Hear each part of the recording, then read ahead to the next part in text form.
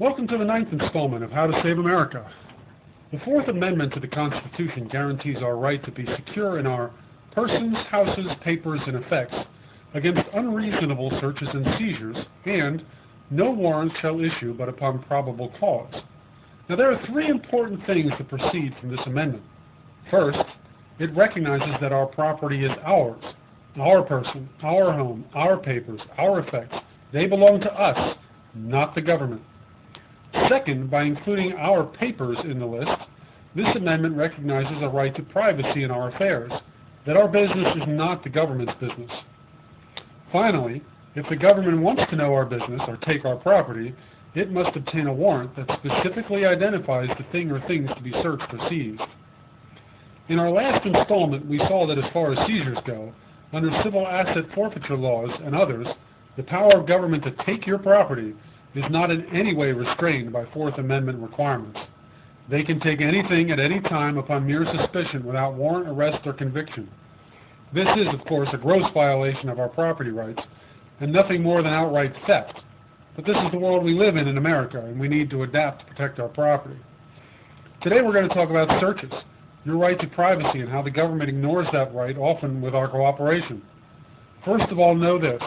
The government can search anything it wants at any time without first obtaining a warrant. While Section 213 of the Patriot Act is often blamed for this, it merely codified a power the government had been accumulating for some time. And just like civil asset forfeiture, the standard is not probable cause, but reasonable suspicion. This means any federal agency can come into your home and search for anything, obtain the warrant after the fact, and use what they found in a criminal case against you. Again, this is the grossest violation of our property rights, a violation of the Fourth Amendment, but it all stems from the government's belief that we are mere serfs or slaves, our property is theirs, and we merely use it with their permission, and they have the right to inspect it or take it when it so pleases them. Of course, such an overt invasion is usually not necessary anymore, not with so much of our property and papers in the form of ones and zeros out there in cyberspace.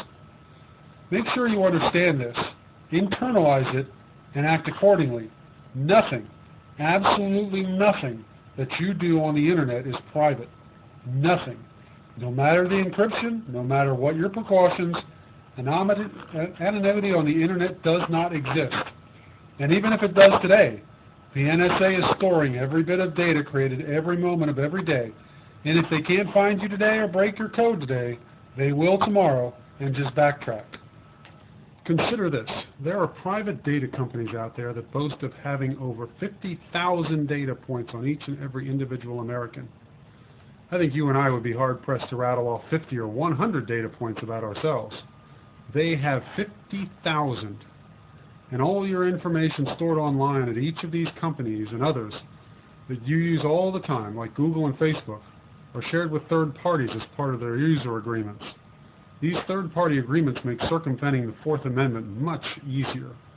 What is called the third-party doctrine states that when you willingly agree to allow your information to be shared with a third party, something included in a vast majority of those user agreements none of us read, the government can obtain it much easier, as can others.